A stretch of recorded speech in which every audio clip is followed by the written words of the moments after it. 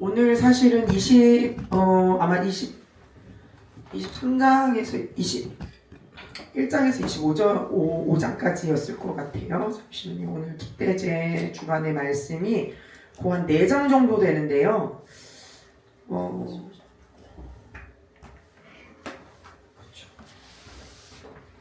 네, 맞아요. 21장 10절부터 25장 19절까지 4장 정도 되는 이 4장에 우리 율법이 한 613가지 정도 되거든요. 그 613가지 중에 무려 73가지가 오늘 이 4장 안에 다 들어가 있어요. 그래서 왜 이렇게 명령하셨는지에 대한 그 율법을 저희가 이거 좀 보려면 좀 오래 걸리고 내용이 좀 많다라는 거. 네, 그래서 제가 올려드린 거 좀 참고하면 되고요. 그러나 이제 영적인 원리, 또 이번 주간에 하나님께서 우리 말씀하시고자 하는 것은 단순하고 또 심플합니다. 그래서 우리 토라 포션 책을 잠깐 같이 또 읽고 함께 좀 나눴으면 좋겠어요.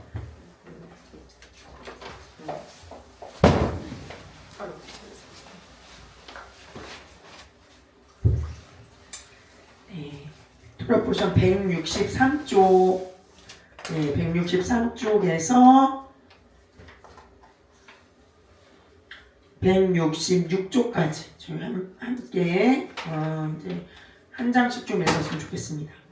우리 정은자매님 163, 민주가 164, 경순권사님 165, 제가 166. 네, 뒷부분 읽을게요. 네, 우리 정은자매님서부터 읽어주실까요? 162부터요? 3. 3? 하나님 나라의 인권, 부모 공경, 형제 사랑. 하나님과 이스라엘 백성 사이에 맺어진 언약의 증거판인 십계명은 하나님이 어떤 하나님이시며 그 하나님의 사랑과 선택을 받은 이스라엘 백성은 어떤 백성이어야 하는지를 증거하고 있습니다. 하나님과 언약을 맺은 백성으로서 이스라엘은 언약을 지킬 의무가 있었고 언약이 지켜질 때 하나님이 주시는 축복을 누릴 수 있으리라는 약속을 받았습니다. 하나님이 그들에게 말씀하신 언약 이행의 의무는 하나님 사랑과 이웃 형제 사랑이었습니다.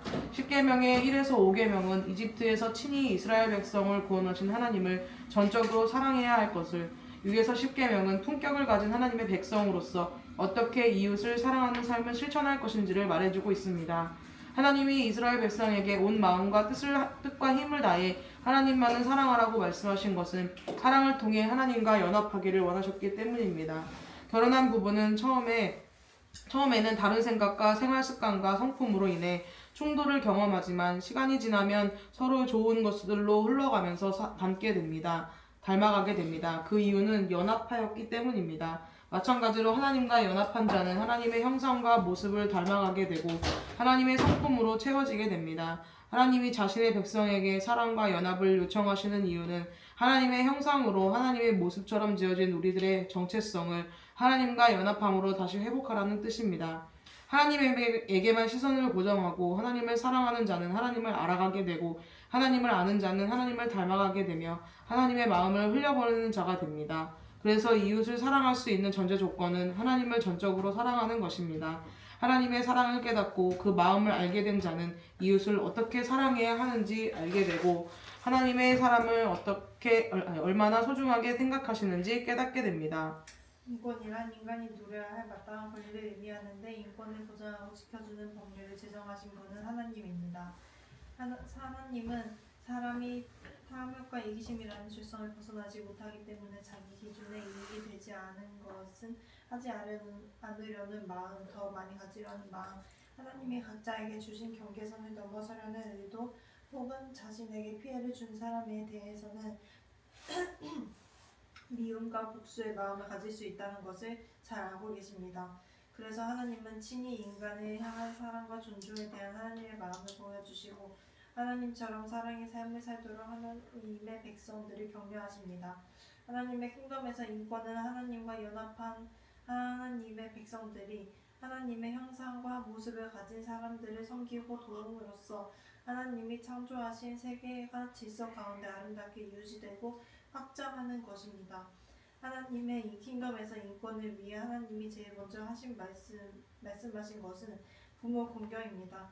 하나님은 부모의 말을 순종하지 않고 부모가 징계하여도 순종하지 않는 자녀는 성문으로 끌고 나가 성읍 장로들에게 구하고 그리고 성읍의 모든 사람들이 돌로 쳐 죽이도록 명령하십니다.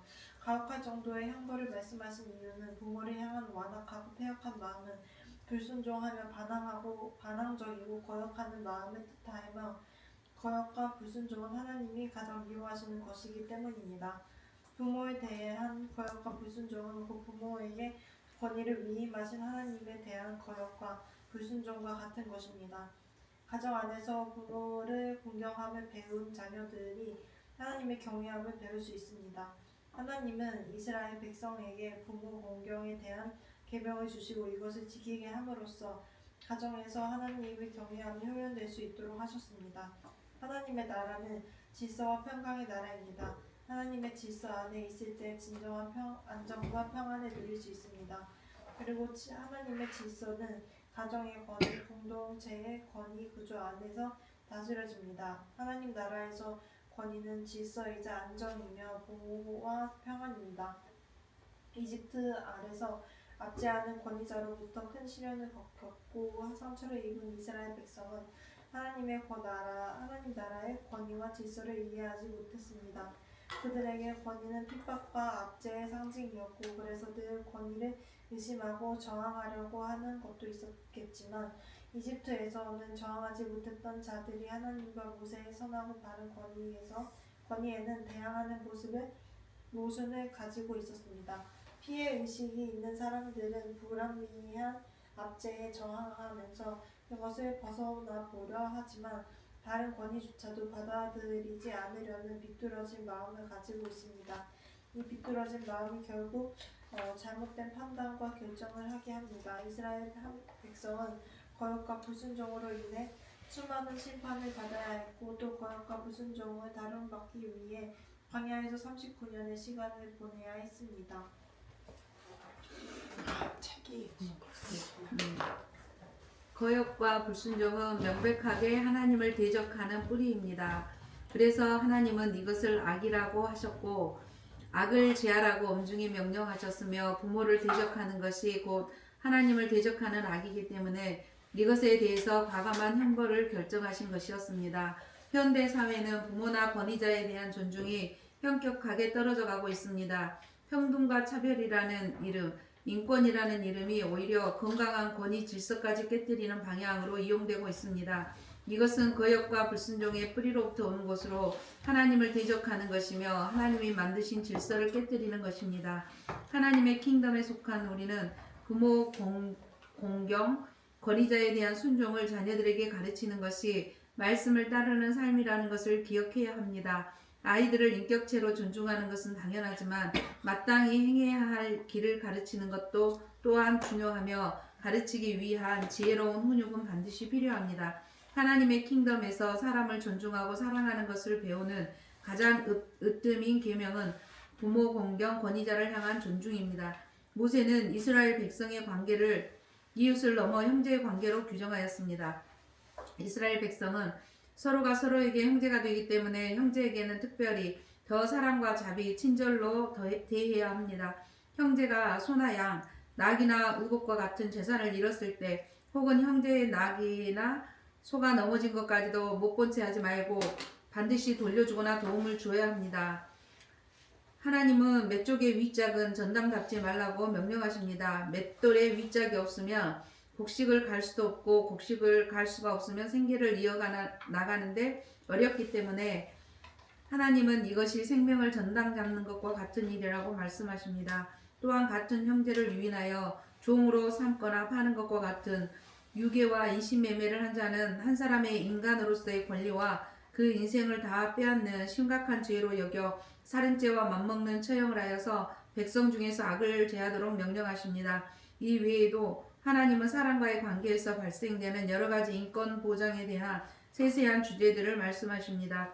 특별히 사사로운 감정으로 사람에 대해 함부로 대우하거나 마땅히 가져야 할 권리를 갖지 못하는 일이 없도록 하시는데 전쟁 포로로 잡혀온 여인을 대하는 것이나 사랑받지 못한 아내의 아들이 장자일 경우 반드시 장자의 상속을 하도록 한 것이 그 예입니다. 또한 악인에게 태형을 내릴 때 40대 이상은 때리지 말도록 함으로써 비록 악인일지라도 형제로서 대해 주어야 할 경계, 사람으로서 지켜야 할 생명에 대한 보장은 지켜주도록 명하시고 새 집을 지을 때 지붕 난간을 만들어 혹여 누군가가 떨어지지 않도록 보호할 수 있는 안전규례를 주시며 공정한 추와 공정한 되를 두어서 형제를 향해 부당한 이득을 취하지 않도록 명령하십니다. 하나님은 인도주의적인 포용과 배려는 심지어 이스라엘을 미워했던 에돔과 이스라엘을 노예로 살게 했던 이집트를 향해서까지 나타납니다. 하나님은 비록 그들이 이스라엘을 힘들게 했지만 에돔은 형제이기 때문에 이집트는 나그네였던 이스라엘을 받아주었던 적이 있기 때문에 그들을 미워하지 말라고 말씀하십니다. 하나님은 당신의 백성이 넓은 마음과 포용력으로 형제를 받아주기를 원하시고 여러 가지 어려움을 주어도 한 가지 친절을 베푼 것에 대해 호의를 베풀 줄 아는 아량을 갖기를 원하십니다. 사람을 창조하신 하나님이 사람을 가장 잘 아시고 가장 섬세하게 사랑하십니다. 세상은 정치적, 경제적인 목적으로 인권을 이용하지만 하나님은 사람의 존재 자체를 사랑하심으로 인권을 보호하십니다. 그래서 인권은 하나님 안에 거할 때 진정으로 보호받을 수 있습니다. 또한 하나님이 사랑하시는 사랑으로 형제를 사랑할 때 서로의 인권을 보호해 줄 수 있습니다. 그러므로 하나님 사랑과 형제 사랑은 종교적 신념을 따르는 선한 행실이나 개인적 성화에만 국한되는 것이 아니라 사회와 공동체를 질서와 평안으로 안정되게 하는 절대적인 법도입니다. 아멘. 네, 그래서 이것도 우리가 이제 창세기에서부터 쭉 토라 포션하면서 가장 중요한 가장 첫 번째 하나님께서 규례와 법도로 주신 이스라엘 백성에게 그 두 가지가 첫 번째 안식일을 지켜라, 그리고 두 번째 내 부모를 공경하라 라는 그 두 가지를 가장 먼저 율법에 가장 먼저 첫 번째로 주셨다라는 것. 그것을 우리는 이제 토라 포션을 이제 창세기부터 해온 우리는 그걸 알고 있습니다. 그런데 오늘 또 그 이야기가 이제 반복이 되죠. 부모에 대한 공경. 그러니까 이게 혈육에 대한 부모님에 대한 공경만을 말하는 건가가 아니라 그 부모님을 통해서 하나님은 권위에 대한 바로 이 권위에 대한 부분들을 가르치는 것, 그것이 하나님이 이 율법을 주신 첫 번째 그 목적이다. 어려서부터 가정 안에서 가장 중요한 것은 이 권위에 대한 이 부분들이 얼마나 이 훈련되어지고 다루어지느냐에 있다라는 것을 성경에서 오늘 또 우리가 읽은 토라 포션에서도 이야기하고 있고요. 저도 실제로 아이를 기르면서 세상에서의 고민들, 그러니까 세상 부모님들은 어떻게 하면 교육을 더 잘 시킬까? 어떻게 하면 이 아이를 좀 성공시킬까? 어떻게 하면 이 아이의 재능을 길러줄까? 이런 고민들 굉장히 많이 하잖아요. 그런데 크리스천인 우리 이 그리스도인들의 그 부모님들의 고민은 어떻게 하면 하나님 나라의 질서를 가르쳐 줄까? 어떻게 하면 나의 모습을 통해서 부모의 모습인 내가 살아내는 직접 살아가는 모습을 통해서 이 아이들에게 실제적인 이 영의 그 가르침, 이 내 말로가 아니라 내 모습을 통하여 이 아이들이 따라오게 되어지고 본받게 되어지는 것을 그것을 가정 안에서 가르쳐 줄 수 있을까? 전수할 수 있을까? 이게 가장 큰 어떤 중점되어지는 고민이 되는 것 같아요. 어제도 우리 아이들 이렇게 봤지만, 물론 밖에 춥기도 하지만 좀 저는 나가 있었으면 좋겠어요. 이 좁은 데에서 그렇잖아도 우리가 어제도 좀 많이 모였잖아요. 근데 저 뒤에서 좁은 데에서 둘이서 꽁시렁꽁시렁 대기도 하고, 그리고 이제 둘이 막 뭐라고 서로 막 하면 그게 제 귀에는 걔네들 목소리가 진짜 잘 들리거든요. 다른 분들은 잘 안 들릴 수 있지만 내 귀에는 너무 쏙쏙 들리거든요. 그러니까 진짜 주님, 제가 어제도 좀 어디에 좀 놀 데 없나 막 이런 생각들도 하고, 그리고 사실 그 두 아이를 데리고 다닌다라는 게 저에게는 정말 쉽지가 않아요. 그러니까 데리고 와서 이 저희 이제 남편 같은 경우 오늘 그 아이들이 한생교회 거기를 가잖아요. 근데 거기는 가보셔서 알겠지만 굉장히 터가 이제 크고 넓고 이 아예 유초등부실과 유치부와 이제 초등부가 아예 분리되어졌어요. 저렇게 스튜디오와 여기처럼 이제 분리되어져서 본관하고 이 아이들 있는 곳이 분리되어지기도 했고 이제 돌보시는 이 선생님들 교사들이 많이 있으니까 이제 애들이 사실은 아빠를 따라갔다라고 해도 전혀 저희 남편은 얘네 일도 어떤 영향력을 주고받는 거 없이 예, 저희 남편 일하고 아이들을 그렇게 이제 끝나면 또 할머니 할아버지가 같이 지금 다니고 계시니까 유익은 점심도 먹는 거 할머니 할아버지가 챙겨주시죠. 그리고 또 뭐 하면 또 데리고 가주시기도 하죠.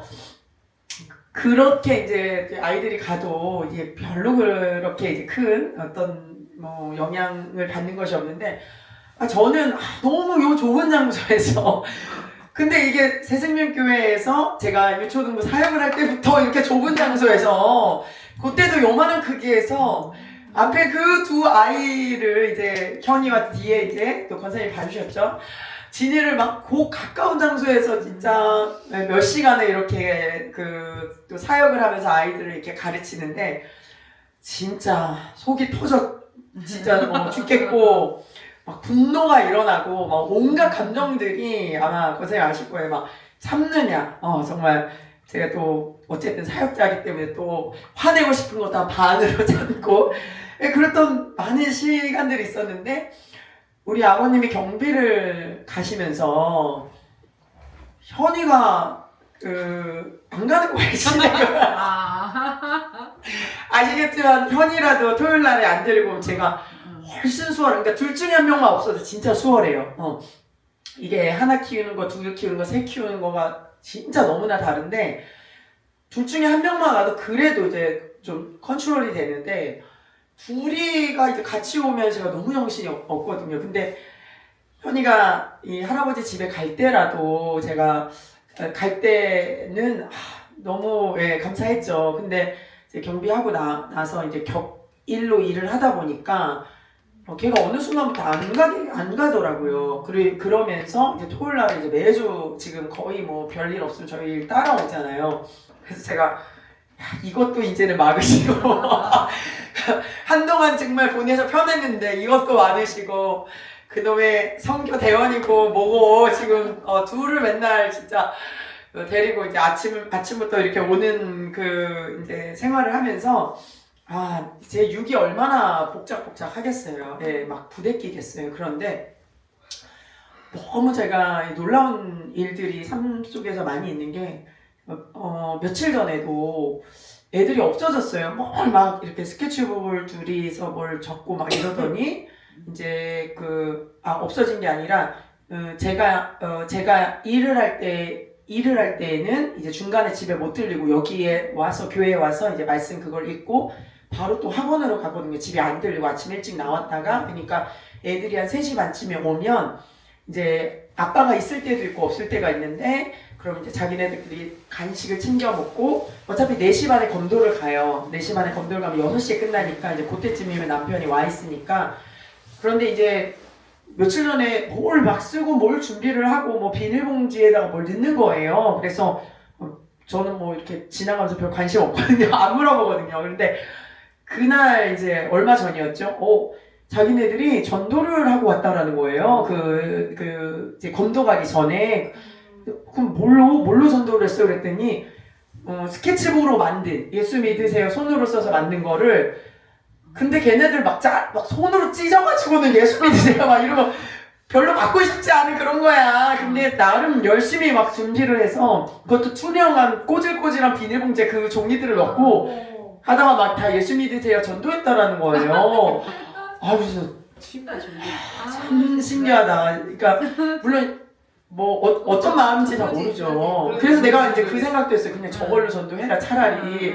그래서 심심할 수도 있는데 어떻게 그러니까 만약에 그게 어떤 우리가 말한 영적인 의도를 걔네가 이제 갖고 있지 않다 하더라도 심심해서 하는 일이 전도하는 일이라는 것 자체가 저는 진짜 야, 내가 한 번도 걔네들한테 뭘 전도를 하라 시키거나 막 전혀 뭐 하지 않거든요. 근데 그런 모습을 보면서도 놀랐고, 저희 어제 현이도 이거 했잖아요. 또 집에 가서도 저녁에 이제 그림을 그렸는데, 저녁에 이제 심심하니까 또 그림을 그리는데, 신해협당 그림을 그린 거예요. 이제 모든 악기를 다 연주하는 사람들마다를 다 그리고, 그래서 제가, 얘네는 그러면서 자꾸 저한테 물어봐요. 교순의 의미가 뭔 줄 알아? 교수. 김 교순인가? 교순의 의미가 엄마 뭔 줄 알아? 이거를 현이가 한 5번을 물어보길래 순교잖아, 순교. 엄마도 알았어? 막 이러면서 저한테 그래서 걔는 그게 굉장히 좀 감동적이었나 봐. 자기한테 뭔가 이렇게 꽂히는 그게 있었나 봐. 그래서 계속 그 얘기를 하면서 얘네들의 어떤 생각과 관심이 이제 내가 무언가를 강요해서 뭐 앉아서 읽어 물론 말씀을 읽으라고는 얘기하지만 그렇게 강요되어진 신앙이 아님에도 불구하고 자유롭게 굉장히 천진난만하게 일상이 어떤 우리가 말하는 우리는 막 전도하려면 마음가짐을 단단히 해야 되고 어떤 막 진짜 좀 힘을 막 줘야 되고 날짜를 잡아야 되고 이런데 걔네들 보면서 굉장히 저는 이제 놀라는 거죠. 그냥 일상. 심심하면은 그냥 그렇게 그림 그리고 또 뭔가 재밌게 뭐 할 수 있는 게 없을까? 그러면 가서 전도하고 야 이게 정말 기본적인 어떤 그 신앙 안에서의 내가 아이들한테 정말 전수해 줄 수 있는 그런 모습이라는 게 이런 거구나 라는 것이 좀 생각이 되어지기도 했고요. 또 말씀 안에 있다라는 것 자체가 결국은 그거 자체가 하나님께서 우리에게 주시는 권위구나. 우리 자주 이야기하지만 부모로서도요. 내가 아이들에게 야, 나 너 권위자야. 그러니까 말 들어. 라고 내 입으로 말을 하면서 또 통제하려고 하면서 그것들을 막 권위자로서의 어떤 억압을 통해서 그 질서를 잡으려고 하면요. 결국 그거는 엇나가고 삐뚤어지고 또 반발이 일어나고 자연스러운 질서가 되어지지 않더라고요. 그런데 지난주에도 제가 말했던 것처럼 제가 되게 굉장히 놀라운 한 가지는 말씀이 집 안에서 떠나지 않게 되어지고요. 그러니까 내가 말씀을 떠나지 않는 그 가정 안에서 내가 말씀을 떠나지 않게 되어지는 그 순간 그 말씀 자체의 권위가 나를 통해서 하나님께서 권위로 세워주시는 그 일들을 제가 계속 경험하게 되는 거예요. 그러니까 우리가 이제 오늘도 부모를 이제 공경하는 것에 있어서 결국은 권위에 대한 이야기를 한다고 했잖아요. 내가 부모된 입장 또 자녀된 입장 우리가 다 그렇게 서 있는데 결국은 그런데 그 권위라는 것, 이 권위라는 것을 질서 안에 세워주시는 것도 하나님으로부터 그 하나님의 말씀으로부터 세워지는 것이고 결국은 말씀으로 세워주신다는 것은 뭐냐면 우리가 순종도 부모에게 그 권위 아래 들어간다라는 이 순종도 말씀에 순종하는 거예요. 말씀에. 그리고 내가 부모로서 하나님이 권위자로 역할로 세워주신 것도 하나님의 입에서 나오는 말씀이 나를 권위자로 세워주셨다라는 거예요. 그러니까 이것이 눈에 보이는 이제 사람을 통해서 이 권위가 어디로부터 오고 누구에게 향해야 되는지를 연습시키는 거. 그걸 우리가 깨닫고 훈련해야 되는 것이 기본적인 가정 공동체다. 그리고 또 그것이 훈련되어짐으로 계속 확장되어지는 그 영역 중에 교회가 있고 또 직장이 있고 우리의 삶의 어떤 영역 터전들이 있다. 이것을 이제 오늘 다시 한번 우리에게 좀 짚어주고 있습니다. 오늘의 주간은 키테제의 주간이에요. 보이죠? 네. 그래서 제가 왜 이 이야기를 앞쪽에 우리가 토라 포션을 읽으면서 이 부모 공경에 대한 이야기를 많이 했는가, 권위에 대한 이야기를 많이 했는가. 자, 키테제라는 의미가 내가 나갈 때예요. 내가 나갈 때. 나간다라는 의미예요. 나간다. 그래서 21장 10절부터죠. 우리가 21장 신명기 10절을 보면요. 내가 나가서 전쟁할 때 아마 그렇게 표현이 되어 있을 거예요. 내가 나가서 전쟁할 때. 그래서 그 뒤에 목적어 같은 경우가 전쟁이지만 키테제라는 나간다라는 의미가 과연 성경 안에서 어떤 의미인가? 하나님은 이 나간다라는 의미를 무엇으로 우리에게 말씀하시는가? 오늘은 우리가 그것을 좀 보려고 합니다. 이게 우리가 지금 시작한 부모 공경에 대한 이 내용과 연결이 돼요. 너무나 놀랍게도. 자, 키테제는 내가 나가서라는 뜻이라는 거예요. 이를 파자해보면 파자라는 것은 말씀드렸죠. 알파벳, 키테제라는 알파벳에 하나하나에 담겨있는 의미가 있는데 그것으로 우리가 다시 한번 의미를 해석해보면 히브리어 단어를 해석해보면 키라는 단어는 뭐뭐 때문에 뭐뭐일 때, 그때이고 테제는 이게 안 보이죠? 네, 여기 있다. 테제의 원형은 이제 야자라고 해서 나가다, 떠나다, 출발하다라는 의미예요. 그래서 키테제는 내가 나갈 것이다라는 하나님의 의도를 담고 있는 제목이라고 합니다. 도대체 우리가 나간다라는 의미가 무엇일까? 하나님의 자녀들이 나간다라는 거, 하나님이 나보고 나가라고 하는 의미가 무엇일까? 인풋이 있으면 아웃풋이 있다고 이야기했죠.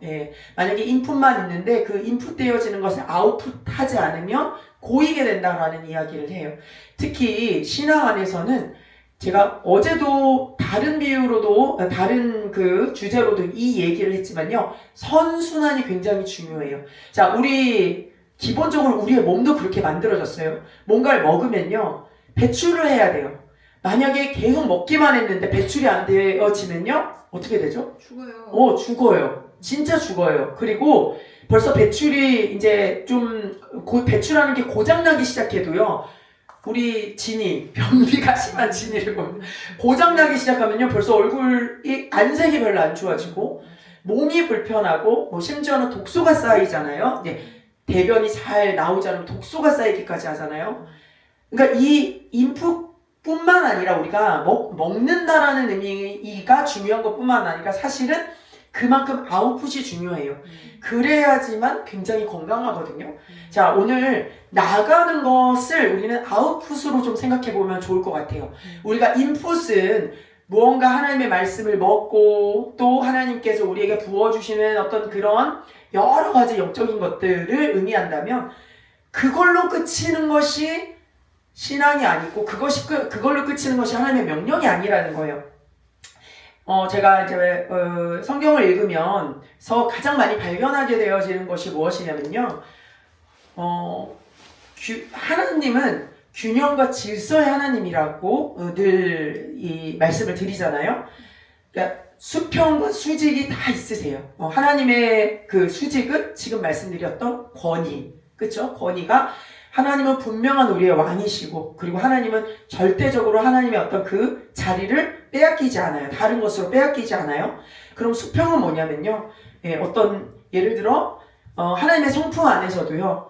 사랑이 있으면 꼭 공의가 있어요. 그죠? 공의와 사랑이 함께 이렇게 있고 또 우리가 신앙생활할 때에도 말씀과 기도라는 어떤 그 균형의 질서가 있고 그러니까 수평으로 어떻게 해석을 하자면 그러니까 성경을 볼 때 우리에게 어려운 이 어떤 부분 중에 이해가 안 되는 부분 중에 한 가지가 뭐냐면 이렇게 이야기하신 그 말씀과 전혀 반대에 대한 이야기 같은 그 말씀이 동시에 하나님의 입에서 나올 때 이 이야기에 지금 얘가 생각이 안 나는데 제가 중간에 어떤 말씀에 얘가 생각나면 말씀드릴게요. 그러니까 분명히 성경의 한 구절에서는 이렇게 하라고 했는데 근데 다른 구절에서는 이것과 상반된 내용의 또 다른 구절들이 있는 거예요. 그럼 도대체 이렇게 하라는 거야? 저렇게 하라는 거야? 우리로서는 그거를 답을 요구하지. 이게 맞는 거야? 저게 맞는 거야? 그런데 하나님은요. 이것도 버리지 말고 저것도 버리지 말고 균형 있게 균형 안에서 그 두 개 다를 너희가 힘쓰고 해야 한다라고 말하는 구절들이 많다라는 거예요. 경건에 대한 것들도 있죠. 그러니까 우리가 그릇도 중요하고 경건의 모양도 중요하고 경건의 능력도 중요하다. 물론 예수님은 바리새인들에게 그 모양에 힘쓰는 바리새인들에게 막 질타하시잖아요. 독사의 자식들아. 그런데 그렇다고 해서 그들이 하고 있는 경건의 모양이 쓸모없다라는 게 아니라 그것은 버려야 된다라는 게 아니라 그 모양이 중요하지만 균형, 진짜 본질인 그 그릇 안에 있는 뭐죠? 경건의 모양과 경건의 능력, 경건의 능력이 있어야 된다라고 말씀하시는 거고, 또 그렇기 때문에 결국은 우리에게도 이렇게 균형 아래에서 도대체 이게 더 중요해? 저게 더 중요해? 하는 어떤 이 두 가지를 모두 취하라고 이렇게 이야기하고 계시다라는 거예요. 그래서 내가 나가는 것이 얼마나 중요한지를 오늘 이 키테제를 통해서 이야기를 하려고 합니다. 우리는 영적인 욕심들이 있어요. 그죠? 예. 영적인 욕심의 류를 어떻게 좀 더 정의하고 있냐면요. 많이 무언가를 인풋하는 거. 많이 인풋하면 마치 성장하는 것 같이 느껴지고, 많이 인풋해서 많이 알고 있고 뭔가 하면은 그만큼 내가 무언가 뭐라 그러죠? 자라나 있는 것처럼 그렇게 생각을 해요. 그런데 아웃풋이 없는 인풋은 우리가 생각하는 것처럼 계속 쭉 자라나는 게 아니라 어느 한계의 지점에 부딪힐 수밖에 없어요. 정확하게 그 인풋이 되어진 것이 아웃풋이 되어지지 않으면 자라난다라고 하는 것, 성장한다라는 것의 그 한계를 분명하게 느끼게 되어져요.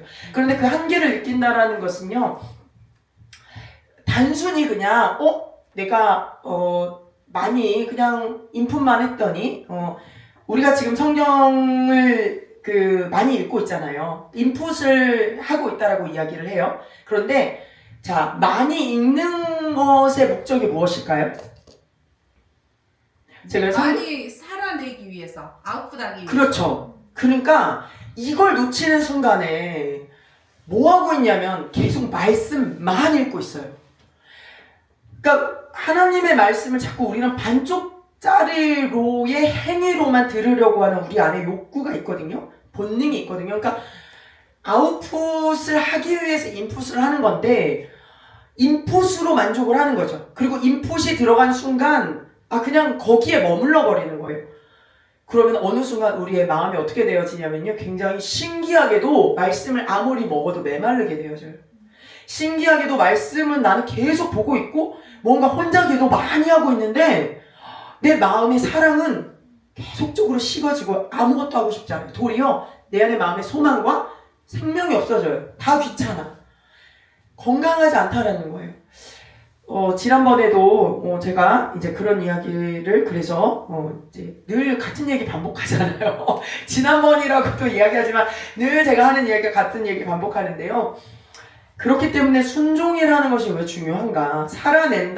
그러니까 살아낸다라는 의미를 다시 한번 이야기하면 인풋한 말씀 그대로를 아웃풋하는 것 자체의 한 세트가 순종이에요. 순종이에요. 그래서 우리가 정말 그것을 위해서 인풋하는 거고 그것을 위해서 아웃풋한다라는 것을 기억해야 된다는 거죠. 자, 그렇다면 우리에게 계속 하나님이 명령하시고 말씀하시고 이 전까지 우리가 뭘 배웠죠? 어떻게 기도하는 거, 쉐마하는 거, 듣고 보는 데까지 이르는 거, 그걸 계속 말씀하셨어요. 자, 그게 뭐예요? 인풋이에요. 인풋. 기도함으로 하나님 앞에 나아가서 하나님의 음성을 듣고 하나님 나를 얼마나 사랑하시는지 알고 하나님의 나라와 의를 막 구하는 데까지 갔어. 근데 거기서 딱 끝나는 것이 아니라 너 그렇게 했어? 그러면 이제부터 그대로 가서 아웃풋 해야지. 내가 너한테 말해서 듣는 데까지 갔어? 그럼 그거는 아웃풋하는 대로 당연하게 연결이 돼야지라고 오늘 이제 연결되어진 이 키테제에서 말하고 있는 거예요. 우리에게 도전하고 계시는 거예요. 자, 그래서 하나님의 신성을 소유한 자가 형상을 이루기 위한 움직임을 바로 나간다라고 이야기하고 있다라는 거예요. 자, 우리가 계속 토라 포션의 내용을 통해서 하나님 인풋하는 시간들을 주셨어요. 자, 인풋하면서 우리 안에 담기게 되어지는 것이 하나님의 음성을 듣고 쉐마하면서 믿음이 우리 안에 자라나게 되어지고요. 또 하나님의 말씀 그대로를 순종하고자 하는 마음이 일어났어요. 그럼 뭘 행해야 되냐면 그 마음이 일어난 대로 손과 발의 움직임이 이제는 나아가야 된다라는 거죠. 그것이 바로 나아가는 역사를 이루게 된다라고 표현하고 있습니다. 그래서 토라는 들어오고 나가는 것에 대한 균형을 이야기하고 있어요. 들어오고 나가는 것에 대한 이야기. 들어오는 것을 히브리어로 보라고 합니다. 우리 보의 주관이 있었어요. 기억나나요? 네, 어느 때 들어온다라는 그 들어오고 나가는 것이 우리에게 너무나 중요하다라는 거예요. 자, 성령이 우리에게 오셨어요. 들어왔죠. 네, 성령이 우리에게 오시면 택제. 또한 그러나 그 성령으로 인하여 나가는 역사가 동시에 일어난다라는 거예요. 성령을 받은 자들은 반드시 인풋되어지는 성령으로 인하여 인풋되어지는 것을 통해서 아웃풋되어지는 것들이 분명하게 있다라는 거예요. 자, 우리 그렇게 유명한 사도행전에서 오순절의 사건을 통해서 110명의 그 다락방, 마가의 다락방에 있는 자들이 성령을 받았어요. 그리고 그 능력들이, 성령의 능력들이 부어졌어요. 그 다음에 그들이 행한 발걸음을 보세요. Right now. 바로 당장 그 발걸음의 끝은 바깥을 향하여, 세상을 향하여 그 발걸음을 옮긴 그 사도들의 모습을 보게 되어지는 거예요.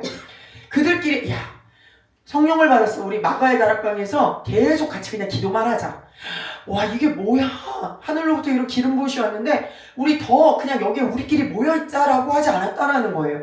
심지어는 예수님이 마지막에 승천하실 때 뭐라고 명령하셨냐면 너희에게 성령이 오실 때까지는 기다려. 그런데 오신 후에는 그 땅끝까지 제자 삼아 복음을 전하라고 이야기한 거예요. 나가야 되는 게 목적이었던 거예요. 그런데 너희의 능력으로가 안 되니까, 너희의 능력으로 나가는 것이 아니라 성령께서 인풋하시면 너희가 나갈 수 있어라고 이야기를 하신 거예요. 자, 그렇다면 궁극적으로 예수님이 제자들에게 명령하신 뭐라 그래야 되냐요? 그 명령의 완성은 나가는 것에 있었다라는 거예요. 나가는 거. 그러니까 오늘 우리가 계속 인풋해요? 계속 인풋하면 도대체 뭐가 남는데요? 말씀을 읽으면 뭐가 남는데요? 우리 개개인은 정말 이 인풋하는 것에 있어서 하나님이 뭘 요구하시고 어떤 순종을 원하시고 어떤 영역에서 어떻게 행동하기를 원하시는지를 기도하고 구하고 물어야 된다라는 거예요. 자, 그래서 교회 가운데에 에클레시아와 디아스포라가 이루어진 그 배경이 바로 아웃풋, 나갔기 때문이라는 거예요. 자, 기태제는 너희가 전쟁을 위해 나가야 한다라고 말하고 있습니다. 그렇죠? 제가 아까 21장 10절에 너희가 나갈 때 뭐를 위해? 전쟁을 위해 나가야 된다라고 이야기하고 있어요. 자, 세상은 어디죠? 세상은 아웃풋하는 우리가 제 양말이 빵꾸 났네요. 아웃풋하는 이 방향성이 어디라고 얘기했죠? 세상. 바깥이에요, 바깥. 그쵸? 우리가 알고 있는 세상이에요. 자, 인풋했는데 우리 여기에도 마찬가지예요. 인풋했는데 우리끼리만이 아니라는 거예요. 그러니까 발끝이 다시 나로 돌아가지 않는다라는 거예요. 우리에게만 향하지 않는다라는 거예요. 성경은 밖을 향하여 이 아웃풋의 발을 아웃으로 하라고 분명하게 이야기하고 있어요. 그런데 그게 어디냐면 전쟁터라는 거예요. 세상이 전쟁터라는 거예요. 자, 전쟁을 밀하마라고 합니다. 밀하마. 이 어원은 라함. 우리 이 단어도 한번 많이 좀 들어봤을 거예요. 아브라함. 네. 근데 레헴에서 온 단어. 빵에서부터 온 단어예요. 레헴이란 단어도 좀 들어봤죠. 우리가 중간중간. 무엇을 의미하냐면요. 전쟁이 왜 일어나느냐를 전쟁이 무엇으로 인하여 일어나는가를 나타내는 히브리어 단어예요. 전쟁 왜 일어나죠? 빵 때문에 일어나는 거예요. 빵 때문에. 자, 왜 전쟁하느냐? 더 많은 빵을 가지기 위해서라는 거예요. 들어가고 전쟁을 일으키는 이유들을 보면요. 차지하기 위해서예요. 빼앗아서 내가 더 갖기 위해서라는 거예요. 자, 빵은 여기서 뭐죠? 음식. 자, 음식은 살아가기 위한, 생명을 유지하기 위한 수단이에요. 오늘날에는 이것을 또 돈이라고도 이해할 수 있죠. 그렇죠? 그래서 전쟁의 그 속속들이 그 뒷면을 보면요. 다 돈과 권력과 얽혀 있어요. 나라의 어떤 그 결정들이 다 이런 뒷 배경들이 그렇다라는 거예요. 우리 역시도 사실은 마찬가지예요. 우리 역시도 나가서 먹을 것을 얻기 위해서 싸워요. 우리도 마찬가지예요. 그런데 세상 사람들인 애굽 사람들과 이스라엘 백성인 우리의 이 전쟁의 목적이 다르다라는 거예요. 그들은 왜 싸운다 그랬죠 방금? 먹고자 하기 위해서 싸우는데요. 우리는 뭘 위해서 싸우냐면요. 하나님의 말씀을 먹기 위해 싸우는 거예요. 자, 그들은 땅을 먹기 위해, 권력을 먹기 위해, 돈을 먹기 위해 싸우는데요. 우리는 왜 싸워요? 하나님의 말씀을 먹기 위해 싸우는 거예요. 이 의미 좀 와 닿으세요? 말씀 먹기 위해서는 안 싸워. 그러니까. 말씀을 먹기 위한 전쟁이 우리가 말하는 영적 전쟁의 끝이야, 끝. 사단은 모든 걸 다 해도 그냥 내버려둬요. 그런데 우리가 하나님 앞에 가까이 나아가는 거, 하나님의 말씀 가까이 나아가는 거, 말씀 그대로 순종하려고 하는 거, 말씀 자체를 찾는 것에 대해서는요, 어떻게든 방해하려고 해요. 그러면은 그냥 말씀 읽으려고 나아가는 자리에서 자리까지 나아가는 것도 방해해, 사실은. 그쵸. 그치? 거기까지 나아가는 것도 방해하고, 읽을 때도 읽을 때도 생각으로 방해하고, 오늘 예배도 마찬가지잖아. 지난번에도 이야기했잖아요. 이게 그냥 나는 왜 이렇게 자꾸 딴 생각이 많이 드냐, 내 탓이 아니라 온갖 잡다한 생각을 집어넣어서 집중하지 못하게, 하나님의 말씀을 집중하지 못한다는 건 하나님의 말씀을 듣지 못하게. 내가 딴 생각을 하고 있으면 아무리 앞에서 이야기를 해도 하나님의 말씀이 안 들리잖아요. 그런 경험 있죠. 눈으로, 심지어는 소리를 내서도 솔직히 읽어도 머릿속에 딴 생각하고 있어요. 그죠? 이거 하기 위한 것이 사단이 우리에게 계속적으로 공격한다라고 하는 거예요. 다른 사단이 나를 얼마나 고통스럽게 하는가, 진짜 실제적으로 우리를 공격한다라고 하는 많은 류는 그렇게 어떤 현실적으로 우리가 생각하는 그런 어떤 뭐라 그래야 돼요? 이제 막 거창한 것이 아니라 하나님의 말씀을 먹는 것, 하나님의 말씀 앞에 나아가는 것을 방해하는 것이 바로 전쟁이라는 거죠. 세상 사람들은 돈을 더 벌기 위해서, 차지하기 위해 전쟁을 하면요, 우리는 하나님의 말씀을 먹기 위해 전쟁한다라는 거예요. 자, 이게 뭘 위해 전쟁을 하느냐의 목적이 확연하게 다르다라는 거예요. 자, 그런데 우리 자신을 좀 점검해 보자는 거죠. 우린 뭘 위해 전쟁하고 있는가? 진짜 말씀이 안 먹어지는 거를 막 정말 씨름하면서, 주님, 제가 이렇게 딴 생각이 들어요. 주님, 제가 정말 말씀을 읽으려고 하면은 이렇게 사단이 여러 형태로 공격함으로 저를 방해해요. 막 그것을 위해 처절하게 싸우고 있는가?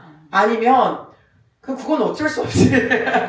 뭐 안 되는 거 뭐 어쩌라고 하고, 나도 또 역시나 나의 모든 생각과 마음이 진짜 애굽 사람들처럼 어떻게 하면 돈을 벌까? 어떻게 하면은 진짜 이 근심 걱정되는 물질적인 것들을 해결할까? 그 생각하는 것 자체가, 고민 자체가 이미 전쟁한다라는 거예요. 돈을 위해 전쟁하고 있고, 물질을 위해 전쟁하고 있고, 세상을 위해 전쟁하고 있다라는 거거든요.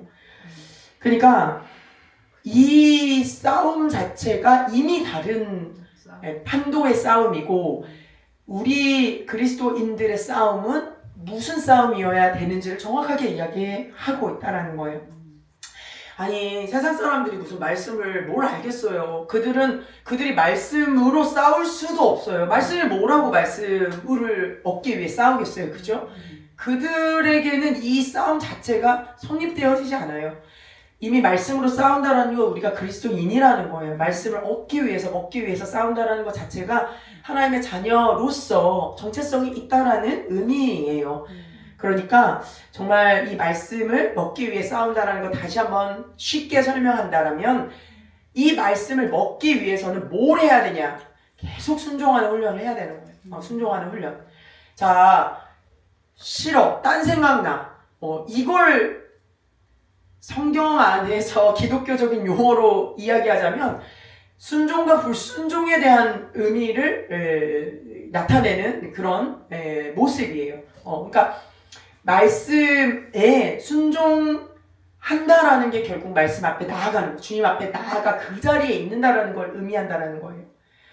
그렇기 때문에 순종이 곧 말씀을 먹는 행위이다라고도 이야기하고 있어요. 자, 이게 이제 이해가 갈 듯 말 듯 할 수 있어요. 또 이해하시는 분들이 있을 수 있어요. 저희가 통독을 진행하면서 지금도 이야기를 이제 한 부분들도 포함이 되어져요. 통독을 진행을 하면서 이제 성경의 통독을 진행을 하면서 그 자리에 나아가는 거, 말씀을 읽는 자리까지 나아가는 게 얼마나 힘든지를 우리 각각의 이제 각자의 어떤 상황과 이 어떤 여건 가운데 아마 느끼실 거예요. 그런데 말씀을 먹는 그 자리에 나왔느냐로 또한 나왔느냐 안 나왔느냐가 순종했느냐 안 했느냐의 어떤 결과물이기는 하지만 궁극적으로 순종을 말하는 건 뭐냐면 그 순간 내가 그 자리에 나오는 결정 그 자체가 곧 순종이라고 이야기를 하는 거예요. 그러니까 우리는 어떻게 표현해야 될까요? 와서 그 자리에 앉아 있음으로 어떤 걸 먹은 게 열매라고 생각을 하는데 이미 그 자리에 나오는 결단을 한 그 자체가 이미 우리의 순종이 시작되어졌다는 거예요. 사실은 그걸 통해서 하나님이 우리가 말씀을 깨닫는 거는 내 지식으로 되어지는 게 아니에요. 그러니까 내가 똑같이 3시간을 우리가 말씀을 읽는다 그래도 그 말씀이 깨달아지고 영적으로 먹어지는 것은 저마다 다 달라요. 그거는 하나님의 주권이고 또 우리에게 향하신 어떤 하나님의 분량과 뜻이 있다라는 거예요.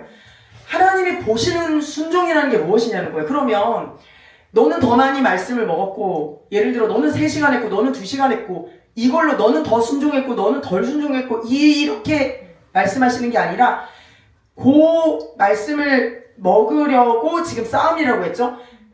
그 씨름 가운데 이미 꺾고 말씀을 먹기로 결정한 것을 하나님은 순종이라고 보신다라는 거예요. 그러니까 그 영적 전쟁이 우리에게는 어마어마한 사실은 영적 전쟁이 되어진다라는 거죠. 제가 오늘 시작할 때 그 마지막 예배를 마무리할 때 이 말씀을 드렸어요. 그 신대호 목사님 어제 제가 이제 마더와의 지방에 올렸던 성경 무림고수의 그 내용이 있는데 한번 이제 나중에 한번 봐보세요.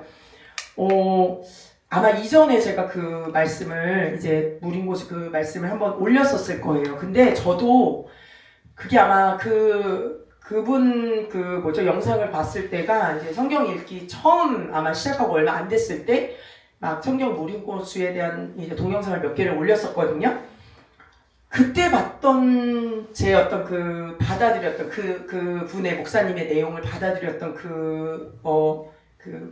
내가 이제 알게 되어졌던 거하고 어제 그 목사님이 어제 그 목사님의 말씀을 들으면서 다시 한번 제 안에 그게 진짜로 제 안에 들어온 뭐라고 표현해야 될까요? 동의되어지는 거하고 너무 다른 것을 제가 발견하게 되었어요.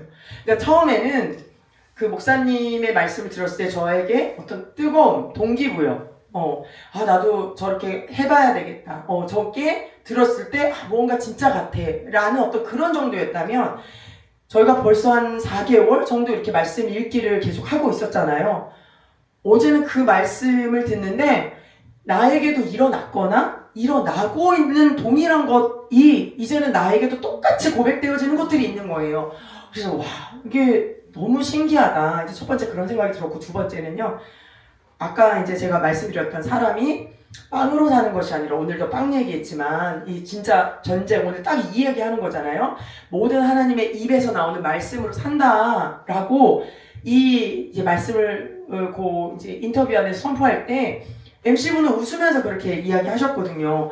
아니, 그러니까 삼시세끼처럼 그렇게 말씀을 먹는 거 그걸 이야기하는 거 아니냐. 그런데 때로는 우리가 이제 말씀을 밥을 안 먹기도 하고 굶기도 하고, 그러니까 영적인 밥을 안 먹기도 하고 굶기도 하지 않냐.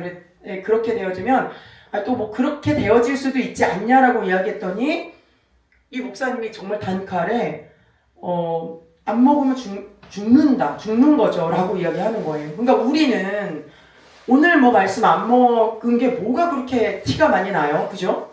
예를 들어 밥을 한 끼 안 먹는 거는 배가 너무 고프잖아요.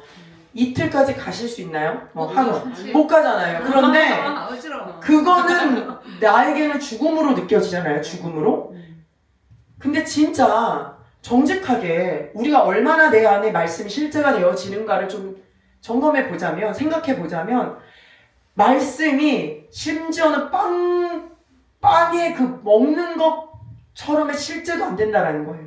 그러니까 먹는 것처럼의 실제는 나에게 들어가고 내 안에서 뭔가 힘이 어떤 에너지가 되어진 어떤 것들이 감각되어지기 때문에 지금 말했던 것처럼 하루로 넘기기가 어렵다라는 것을 아니 경험해서 아는 게 아니라 경험하기 전에도 이미 우리는 그 하루를 넘기지 않으려고 먹는다라는 거예요. 어떻게 잘못될 수 있으니까.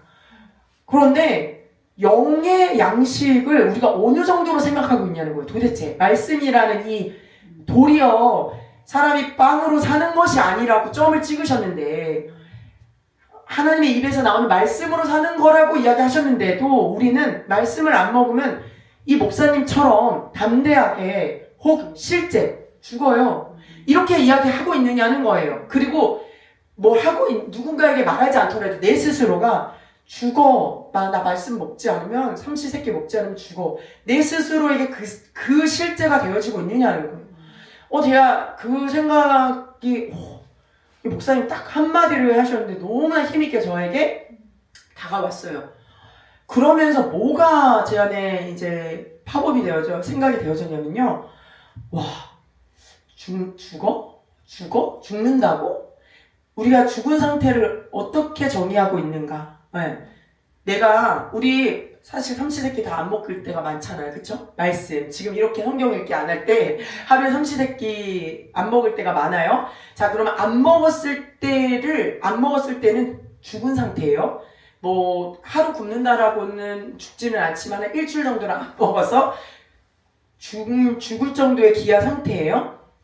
그랬을 때 내 상태가 어떤 모습인지 어떤 상태 안에 있는지 혹시 스스로 아시나요? 먹을 때 맞아요. 두면 떠다니겠지. 먹는 거만 생각나고. 그러니까 영을 의미하는 거야. 영이 일주일 정도 말씀을 안 먹었어. 일주일 정도 그냥 내가 기아 상태에 놓여 있었어.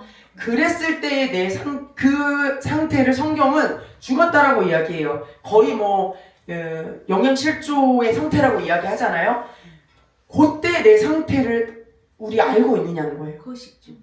그렇지. 그러니까 그때 내 안에 내 영혼의 상태를 느껴본 적 있으세요? 네. 알아요 다? 권사님 제 표현이 어렵죠? 괜찮아? 알아. 뭔 말인지 알아. 네. 아니 제가 왜 이걸 물어보느냐면요. 어제 그 말을 듣는데 진짜 쑥 파노라마처럼 이렇게 딱 펼쳐지면서 뭐가 이제 생각이 들었냐면요. 왜 말씀이 없을 때 왜 죽음일까? 그러니까 이 말씀 하나님의 입에서 나오는 말씀이 없는 것을 왜 죽음이라고 할까? 영의 죽음이 도대체 무슨 상태일까? 그 상태에 가장 저는 그러니까 성질들은 많이 일어날 수 있어요. 공허함, 뭐 메마름, 황폐함, 외로움, 뭐 성질들이 많이 일어나는데 그 성질들의 결국은 그 성질들을 일으키는 이 뿌리는요. 소망이 없음이에요. 소망이 없는 거더라고요. 기대가 없는 거더라고요. 이걸 어떻게 이야기를 하려고 하냐면요. 제가 이제 하나님께서 이렇게 기름 부어 주시고 은사를 주셔서 미국에서 이제 교회 안에서 정말 이제 사역이 많이 일어나고 또 굉장히 이런 어떤 동기부여가 뭐 하늘을 찔렀죠. 그게 물론 성령님이 저에게 주셨던 어떤 은혜, 분명히 그 은혜와 은사가 있었고 기름 부으심이 있었지만 제가 오늘 먹는 거로 비유했어요. 뭘 먹었느냐. 진짜 하나님의 입에서 나오는 말씀이신 하나님을 먹었느냐. 예수님의 살과 피를 먹었느냐. 아니면 사역으로 인한 인정, 사역으로 인한 결과물, 하나님의 은사와 기름 부으심까지 이용하여 대체되어지는 나 자신을 먹었느냐, 나 자신의 혼의 것들을 먹었느냐, 그게 나의 소망이 되었고 또 다른 동기부여가 되었고 열정이 되었느냐를 생각해보게 되어진 어제 그 시간이 팝업이 되었다라는 거예요. 그러니까 사람이 계속 우리의 즐거움을 찾기 위해서 여러 어떤 즐거움과 우리의 감각을 일으키기 위해서 계속 발달이 되어지잖아요. 왜냐하면 하나도 오래 못 가요. 그러니까 이 즐거움이 좀 사그라들 때쯤이면 저 즐거움이 사그라들 때쯤이면 또 이 즐거움. 그 이유는 뭐냐면요. 우리 안에 진짜 소망이 없는 거예요. 진짜 그 즐거움을 찾지 않으면 황폐함을 견딜 수 없는 우리 안에 비어있는 마음이 있잖아요. 그런데 하물며 진짜 하나님 딱 그분 빼고 그분 아닌 그분을 이용한 너무 많은 혼의 것들이 제가 이때까지 어떤 동기부여가 되고 열정이 되어지고 그 양식이 되어졌다라는 게 너무 많았던 것이 제가 어제 파벌이 확 되어진 거예요.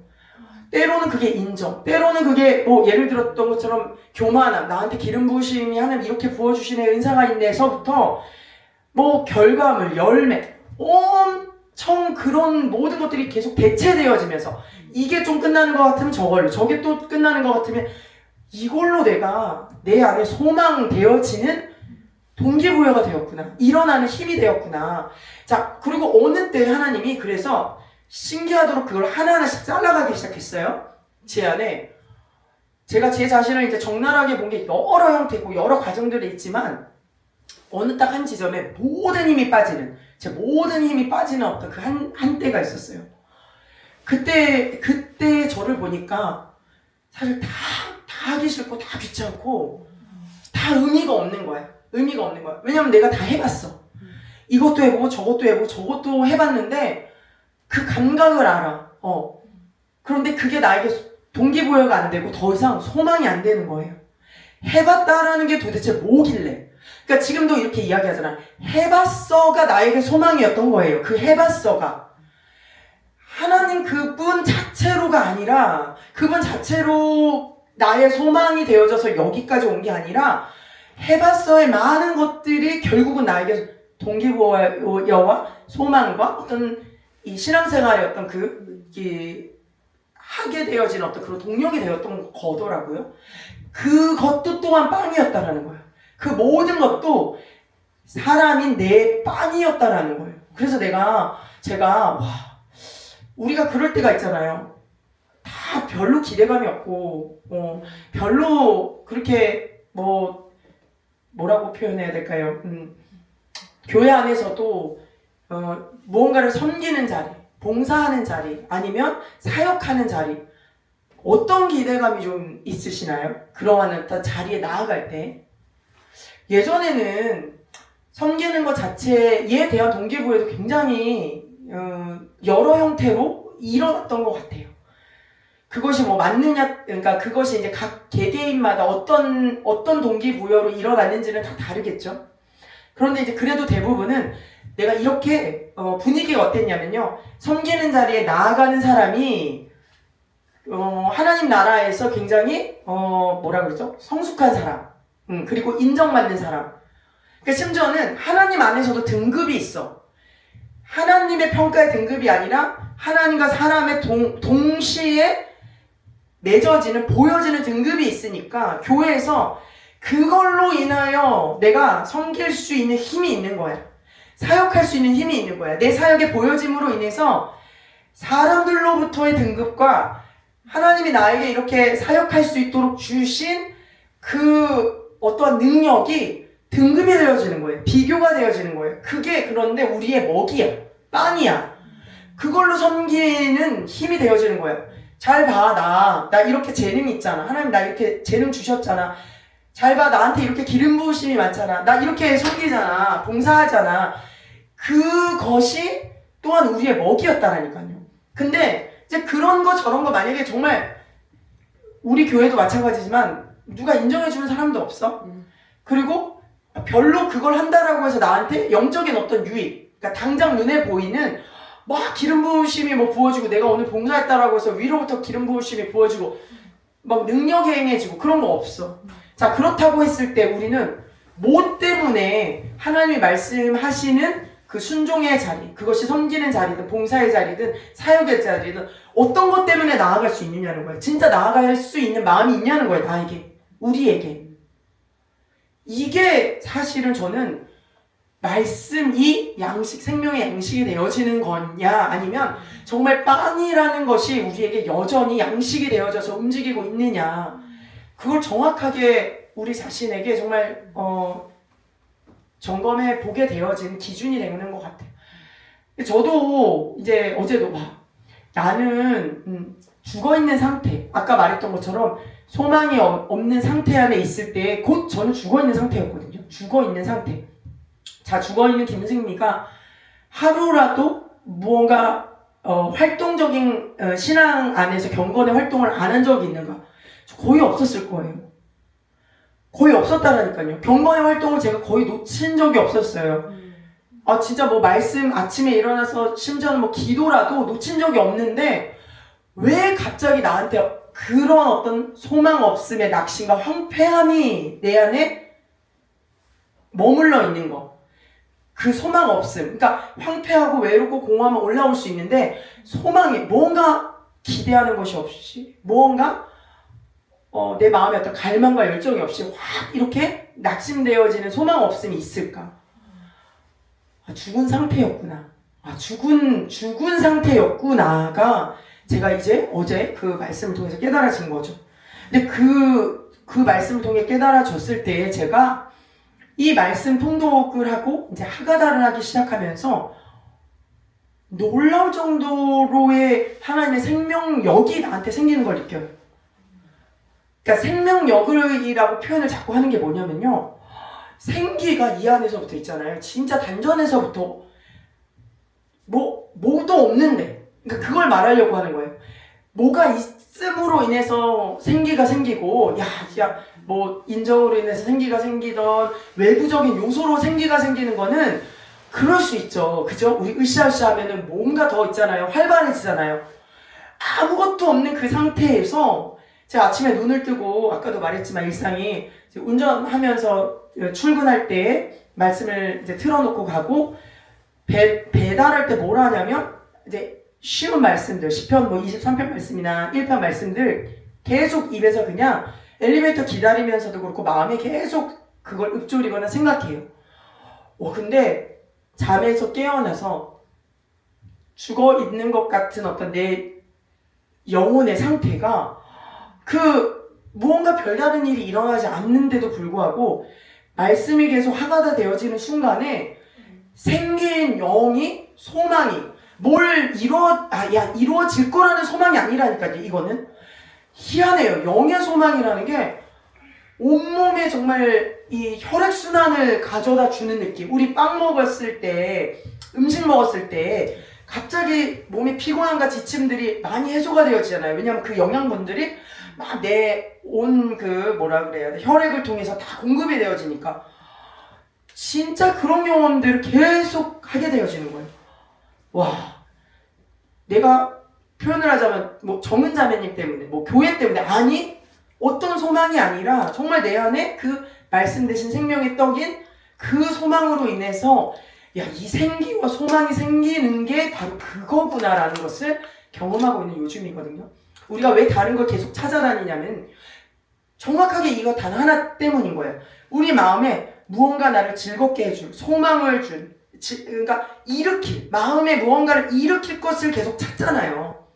그런데 그 일으킬 것들은 그때뿐이라는 거 아시죠? 그거를 하고 난 다음에 또 사그라들어요. 그게 사람의 빵이라는 거예요. 근데 정말 믿고 우리 지금도 하고 있지만 하나님의 말씀이 얼마나 진짜 소망이 되어지는지, 저는 첫 번째, 아마 저도 마찬가지일 거예요. 평생을 그런 거 찾다가 죽을 사람이었을 거예요. 평생을 그냥 헤매이다가 이거 저거 즐거움을 찾다, 내 마음을 어떻게든 그 공허함을 메꾸기 위해 평생을 그렇게 찾아 헤맸을 사람이 놀랍도록 하나님의 이 말씀이 내 영혼을 진짜 살리는구나를 정말 이제서야 제가 그것을 조금씩 경험해보고 있다는 것을 이제 발견하게 됩니다. 그래서 제가 이렇게 길게 이야기한 건 우리의 많은 싸움이 지금 사실 이 부분에 있는 것 같아요. 정말 내 영이 생명의 양식에 실제로 나는 그걸 경험해보고 있는가, 맛보아 알게 되어지고 있는가, 믿는가, 믿어지는가. 그것을 맛보게 하기 위해서 또 우리가 지금 말씀 사실은 이 통독을 하고 있는 거거든요. 그래서 당장 뭐 맛보았다 아니다로 나눠지는 게 아니라 이걸 계속하면서 결국 그것을 맛보는 데까지 나아가는 거. 네. 그러므로 순종케 되어지는 거. 네, 그게 지금 하나님이 우리를 이끄시는 과정 그리고 우리의 시간표라고 저는 믿습니다. 자, 그래서 이 키테제 토라 포션에서 하나님께서 성도들에게 말씀을 지켜 행하기 위해서는 나가라고 말씀하십니다. 말씀을 먹는 장소는 교회지만 말씀을 행하는 장소는 세상이고요. 그 세상은 성도들에게 영적인 전쟁터입니다. 그래서 성도들은 영적인 전쟁터인 이 세상에서 말씀을 순종하기 위해서 싸운다라는 거. 우리가 직접 나가서 그 실질적인 골리앗 그리고 실질적인 그런 어떤 악인들과 싸우라는 게 아니라 우리는 말씀에 순종하기 위해서 싸우는 거예요. 저 악인, 저 원수, 내가 가서 복수할 거야. 내가 가서 똑같이 만들 거야. 그 사람을 대상으로 싸우는 게 아니라 환경을 대상으로 싸우는 게 아니라 상황을, 문제를 내가 싸우는 게 아니라 나는 이 말씀대로 순종하기 위해서 싸운다라는 거예요. 그러면 우리가 너무나 잘 아는 대로 전쟁은 누가? 하나님께서 싸워주신다라는 거죠. 이것도 정말 우리가 너무나 많이 경험케 되어져야 될 일이에요. 그래서 사실은 가장 어리석게 보이는 일이 하나님의 말씀에 순종하는 그것이 내가 조급하게 빨리 처리해야 된다라는 모든 우리 눈앞에 보이는 어떤 현실적인 문제보다 먼저 순종하게 되어지는 것이 도리어 하나님이 그 일을 해결할 수 있게 하나님이 그 일에 개입할 수 있게 우리가 내어드리는 거라는 거예요. 내어드리는 거. 이 세상 사람들은 계속 우리에게 뭐라고 말하냐면 빨리 이 문제 네가 해결해. 어떻게 해결할 거야를 요구하잖아요. 그리고 그걸 고민하고 걱정하잖아요. 네, 지금도 우리 현실적인 문제들이 많이 있죠. 네, 민주 얼굴만 봐도 엄마 이제 이식 앞에 눈앞에 닫혀지는 거기에 따른 처리해야 될 것들이 너무 많아. 필요한 것들이 너무 많아. 그러면 세상 사람들은 그거 어떻게 준비할 건데? 너 돈 어떻게 마련할 건데? 그 과정 어떻게 할 건데? 아마 이렇게 질문할 거고 그렇게 준비하는 것을 현명하다라고 얘기할 거예요. 지혜롭다라고 얘기할 거예요.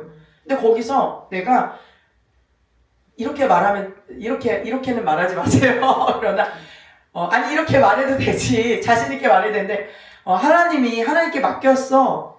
하나님이 이 일 가운데 개입하셔서 반드시 하나님의 일을 하실 거야 라고 말했을 때 세상의 사람들은 코웃음 칩니다.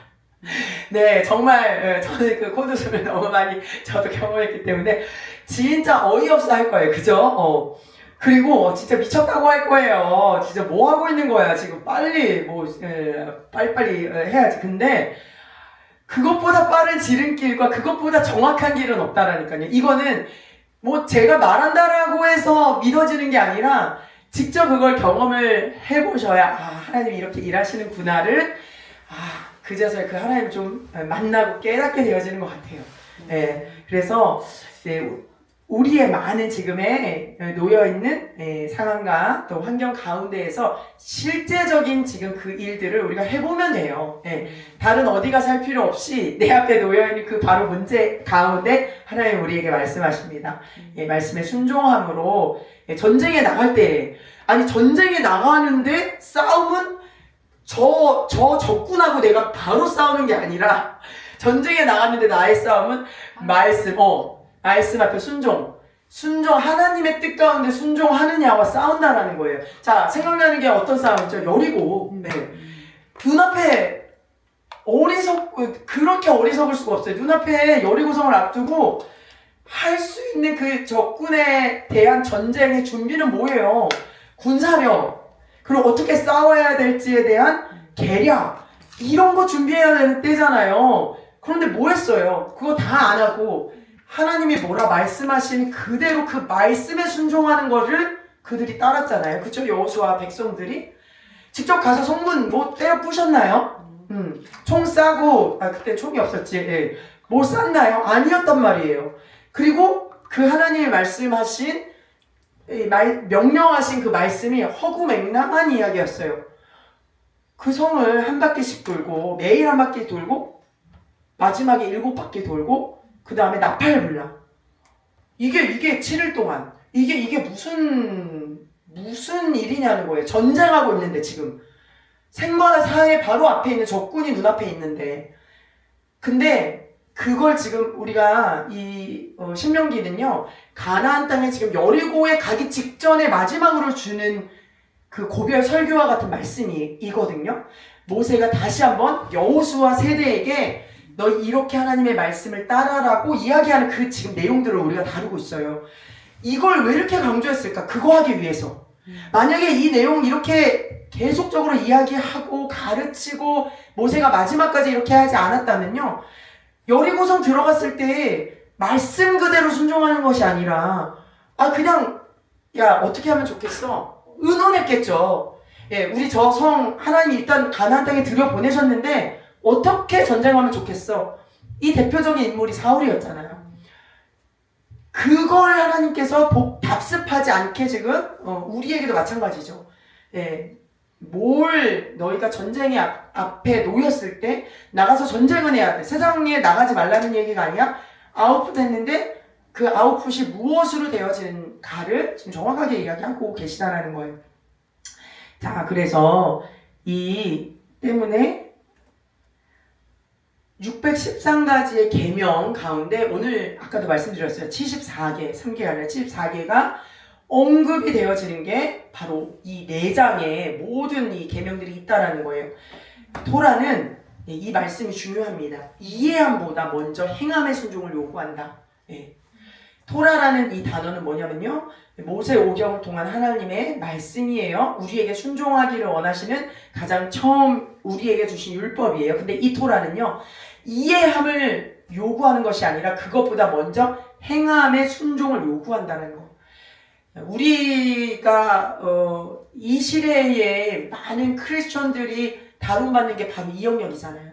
하도 이해, 하도 이성, 하도 논리, 하도 뭐 인권, 이 어떤 존중되어지는 것이 강조되어다 보니까, 물론 예전에 그것들이 대조적으로 너무 무시되어졌죠. 그냥 뭐라 그래야 돼, 권위 아래에서 너무, 오늘도 이제 우리 읽은 말씀에도 나오지만 그냥 입 닫고 시키면 시키는 대로 해, 이런 어떤 문화 안에 있다 보니까 도리어 좀 대적하는 마음, 반발하는 마음들이 굉장히 많이 일어나는 것 같아요. 그러나 하나님은 우리에게 너가 이해해서 내가 할 만한 것을 그게 옳다라고 생각해서 순종하는 것이 아니라 이해함 전에 말한 그대로 행하라고 이야기를 하고 있다는 거예요.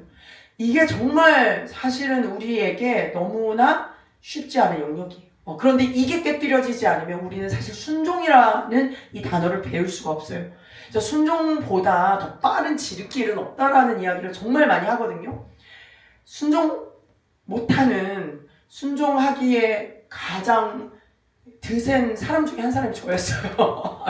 옛날 이야기 하잖아요.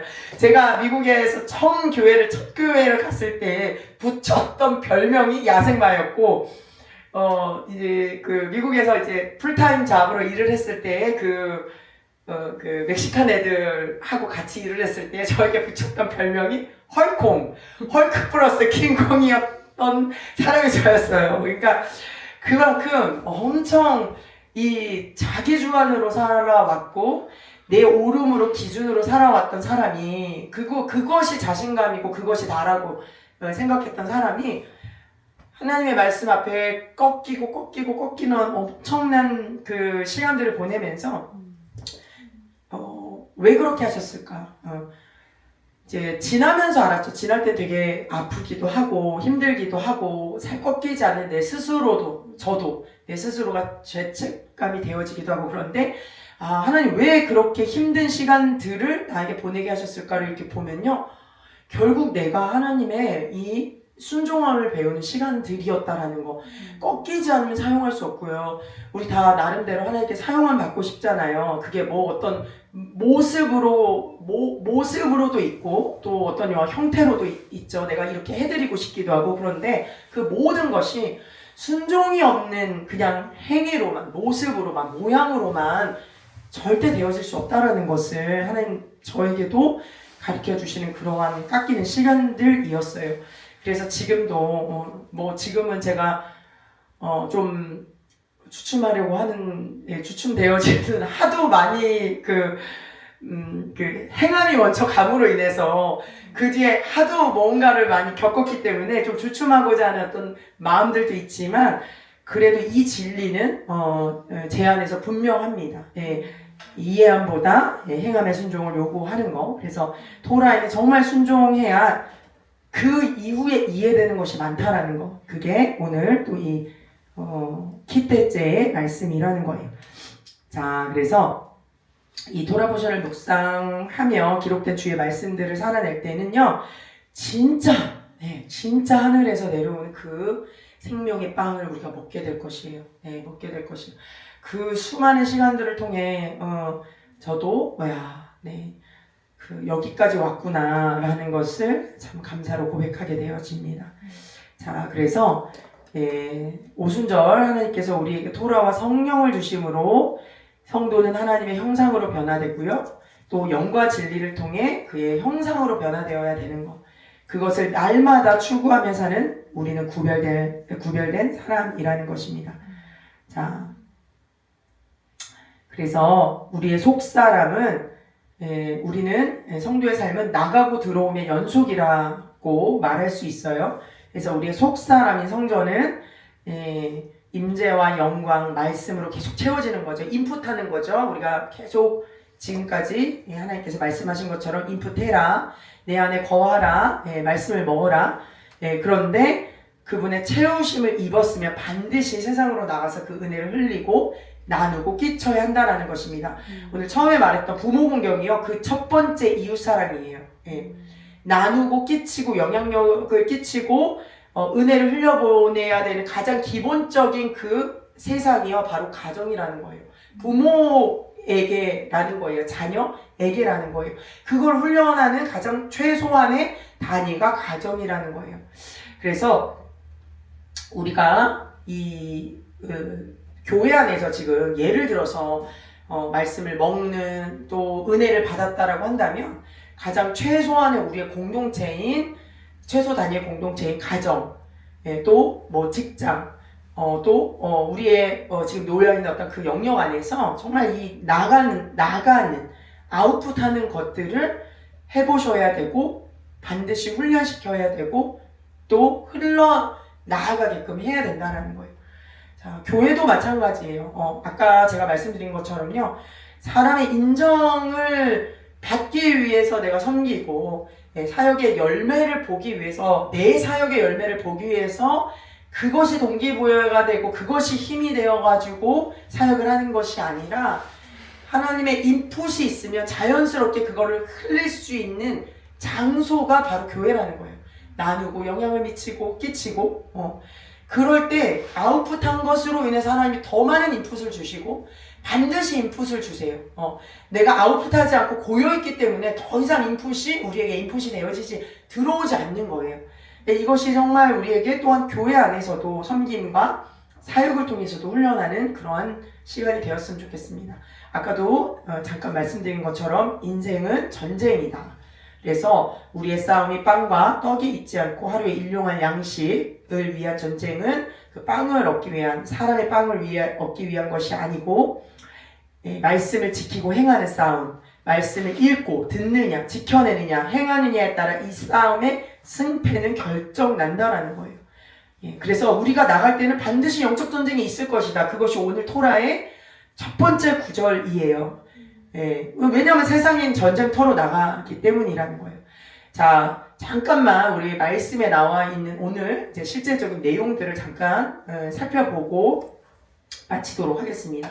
첫 번째 어떤 율법이 나오냐면요, 전쟁의 결과물에 대한 율법이 나와요. 하나님께서는 전쟁에 이기게 하시면 반드시 결과물을 나타내십니다. 와, 이것도 너무 하나님을 기대할 만한 그러한 의미이죠. 우리가 이렇게 말씀을 지키고 행하는 그 전쟁에 이기게 되어지면 반드시 어떤 결과물이 우리에게 나타난다라는 거예요. 그게 영적이든 육의 양식이든, 여기에서도 아내와 아들, 그리고 영적인 그 아내와 아들에게 이 영향력이 나타난다, 이 결과물이 나타난다라고 이야기를 하고 있어요. 그런데 그 결과물인 영향력은 무엇이냐면요, 나를 닮은 사람들로 바뀌게 되어진다라는 거예요. 나를 닮은 사람들로. 자, 다시 한번. 네. 하나님께서 전쟁의 결과물로 아내와 아들을 주셨다라고 해요. 아내와 아들을. 그런데 이 아내와 아들은 마치 우리의 어떤 혈육에 대한 의미를 나타내는 것이 아니라 나를 닮은, 그러니까 하나님의 양식이 흘려보내는 영적인 영향력을 받은 똑같은 하나님을 닮아가는 그러한 자녀의 그 출산인 자녀를 잉태해서 해산하는 결과물을 주신다라는 거예요. 제가 아까 이제 현이와 진이 이야기를 한 거예요. 그 의미인 거예요. 그 의미. 우리가 가정 안에서 영적인 전쟁을 치러요. 가정 안에서 인풋한 거를 아웃풋해서 흘러나왔을 때 어떻게 나타나냐면 그 결과물이 우리의 자녀들이 똑같이 나를 닮았기도 하죠. 왜냐면 내가 하나님을 지금 닮은 영향력을 흘려보내기 때문에 궁극적으로 하나님을 닮은 자들이 나타난다라는 거예요. 세워진다라는 거예요. 의미를 알겠습니까? 그런 변화들이 나타난다라는 거예요. 또한 아리따운 여인을 데리고 오려면 머리와 손톱을 밀어 아버지의 그늘에서 벗어나 남편의 그늘로 옮기는 행위를 해야 한다. 또한 포로의 의복을 벗어 옛삶을 벗고 새로운 삶의 옷을 입는 의식을 치러한다. 이게 이제 율법에 지금 나타나 있는 거거든요. 쭉 오늘 부분의 신명기의 말씀을 읽다 보면요. 법이에요. 이렇게 하라라고 나타나고요. 포로를 데리고 오면 그 의복을 벗어 새로운 옷을 입히는 의식을 치러라라고 말씀하고 계세요. 그러니까 이 율법의 의미가 무엇이냐는 거예요. 이 율법의 의미가. 이스라엘 백성들을 닮게 해야 된다라는 거예요. 그러니까 남편을 닮아야 된다라는 거예요. 옛적에 포로는 이방신을 섬기는 그런 사람들이었잖아요. 이방의 관습, 문화 안에 있었던 사람들이었잖아요. 거기에 영향력으로부터 종속되어짐으로부터 옮겨오는 의식을 치르게 반드시 해야 된다라는 거예요. 어떤 의미인지 좀 이해가 가시나요? 권사님 이해가 좀 가시나요? 몰라, 방금 못 들었어요. 우리 민주하고 정은 이해가 가나요? 네. 어렵지. 모르겠어요. 뭐라고요? 자, 그러니까 봐봐요. 우리가 어떻게 표현해야 될까요? 지금 이 율법, 그러니까 신명기를 읽다 보면요, 이런 율법이 왜 있지라는 구절들이 있어요. 지금 요 부분들도 그거예요. 아니 갑자기 뜬금없어. 사실은 읽다 보면 아리따운 여인을 데리고 오려면 머리와 손톱을 밀어 아버지의 그늘에서 벗어나 남편의 그늘로 옮기는 행위를 해야 한다. 이게 율법인데 상식적으로 굉장히 뜬금없다라는 거예요. 그죠? 그리고 또 하나, 포로의 의복을 벗어 새로운 옷을 입히는 의식을 치러야 된다. 이게 어떻게 느껴져요? 포로의 옷을 벗기고 그냥 새로운 이스라엘 백성들이 입는 옷으로 바꿔 입힌다고? 이게 뭔데? 이게 어떤 의미인데? 그냥 읽으면 아무 의미가 없는 그냥 그런 내용이라는 거예요. 그리고 또 하나는 근데 왜 이걸 명령하셨지? 이게 도대체 뭐라고?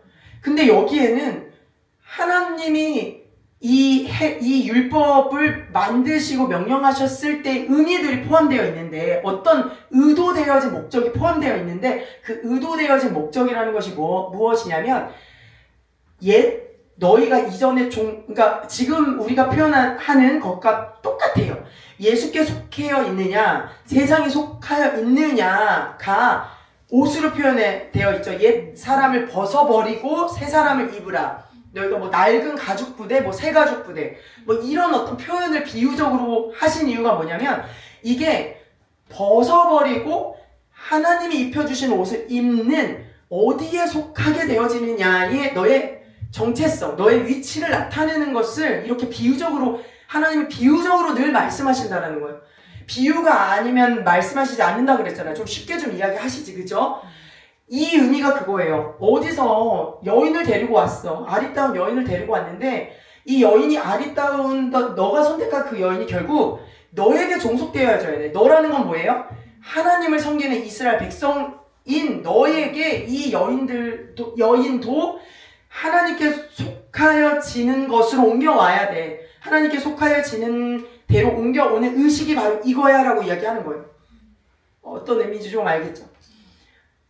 포로도 포로도 마찬가지예요. 우리 이제 한 3주 전에 그런 그 내용이 있었어요.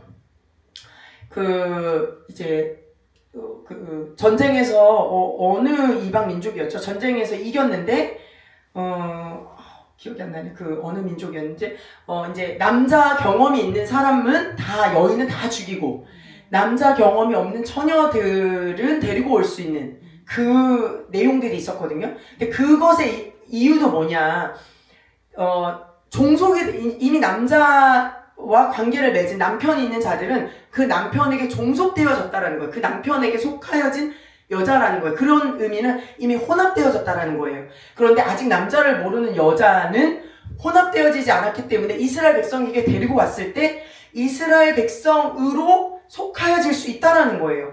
그러니까 하나님은 우리에게 이제 섞이지 말라는 것, 혼합되어지지 않게끔 하는 것이 첫 번째 목적이거든요. 그걸 위해서 모든 이스라엘 백성들에게 종속되어지는 것들을 반드시 거룩한 의식을 치르게 하세요.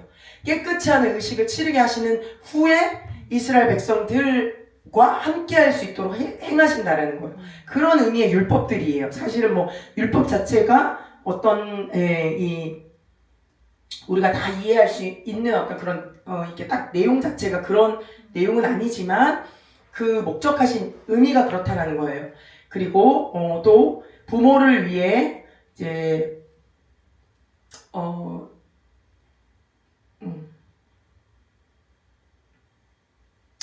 그래서 아내가 만약에 이런 의식들을 행했음에도 불구하고 자신의 아내의 삶 그리고 아내가 자신의 형상을 담지 않는다고 판단될 때에는 그를 놓아야 된다라고 이야기하고 있어요. 그러니까 아이들을 통해서도 하나님 계속 결과물이라고 하는 이 결과물은 뭐냐면 우리 가정 안에 아이들 우리에게 종속시키시는 우리에게 관계 안에 놓이는 사람들을 향한 그걸 세상이라고 하고 그 사람들을 향해서 나에게 원하시는 것이 무엇이냐면 내가 하나님을 닮음으로 인해서 그 하나님을 닮음이 나와 관계를 맺고 있는 영향을 맺고 있는 세상 가정 안에 어떤 관계 안에 똑같이 하나님의 형상을 담게 하는 것이 하나님의 목적이라는 거예요. 그걸 나간다라고 표현을 하고 있는다는 거예요. 그냥 나갔다라는 것이 자 이제 밖에 나가서 우리 전도 밖에 나가서 뭔가를 했어 이걸 말하는 게 아니라 닮은 어떤 사람들이 자연스럽게 세워지는 것까지가 하나님이 말씀하시는 나간다 키떼제라는 거예요. 자 그래서 아들이라는 의미 역시 마찬가지라는 거예요. 아들 하나님은 두와 두낫의 훈련을 통과한 아들을 장자를 삼는다. 예. 그래서 해라 하지 말라라는 것을 이 훈련을 통과한 자들을 하나님의 어떤 그 자녀로 삼는다라는 어떤 그런 이야기를 하고 있습니다. 자, 그래서 가정은 우리가 나아가야 할 첫 번째 영역이라는 거예요. 너희가 나아가라라고 외치고 첫 번째로 아내와 아들을 언급한다라는 거예요. 정말 그들이 아버지를 닮아 있는가? 예. 근데 그렇지 않을 경우에는 쫓아내든지 죽이든지 정말 이 어떤 형벌에 대해서 강력하게 말씀하고 있죠. 이웃사랑이 가장 먼저 적용해야 할 그 세상에 적용되어야 될 첫 번째가 가정이라는 거예요. 그래서 이 가정에 우리의 자녀들이 하나님의 형상으로 세워지는 것이 이 오늘 kit대제라는 이웃사랑이라는 거. 우리가 이 이웃사랑에 대한 것도 많이 왜곡하고 있는 게 뭐냐면 그 사람을 맞춰주는 거. 그 사람을 그냥 맞춤으로 그 사람이 좋은 감정을 갖게 하고 좋은 마음을 갖게 하는 거를 마치 사랑으로 섬기는 거라고 생각해요. 그런데 하나님이 말씀하시는 이 이웃사랑은요. 내가 하나님 앞에 형상으로 서 있는 그 형상이 흘러감으로 그 사람이 형상이 되어지는 영향력을 의미하는 거예요. 그게 이웃사랑이라는 거예요. 어떤 의미인지 아시겠죠? 그렇죠? 나와 같은 생각, 나와 같은 마음을 가진 자들이 세워지는 것이 이웃사랑이라는 거예요. 그리고 그것이 곧 전도요, 선교. 말씀을 살아내고 그들에게 영향을 끼치는 것. 그것이 하나님의 형상을 이뤄가는 것이라는 거죠. 자, 그래서 순서입니다. 성도는 하나님께 체험을 받고 세상으로 나가 구별된 삶으로 열매를 맺어야 한다. 나감, 전쟁, 변화, 열매, 긍휼.